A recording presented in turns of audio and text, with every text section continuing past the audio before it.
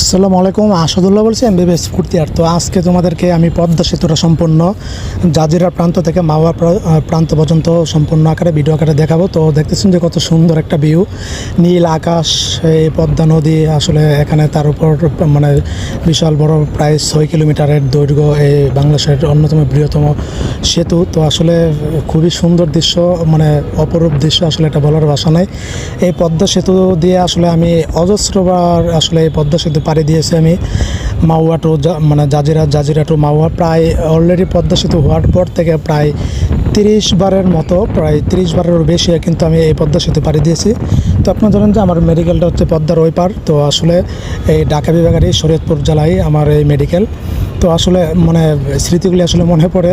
তো এই পদ্মা সেতু নিয়ে কিন্তু অলরেডি আমার চ্যানেলে পেজে কিন্তু অজস্র ভিডিও আছে, ভিডিও দিয়েছি। তো আজকের যে ভিউটা সেটা হচ্ছে মানে খুবই অসাধারণ লাগতেছে, এক নীল আকাশ।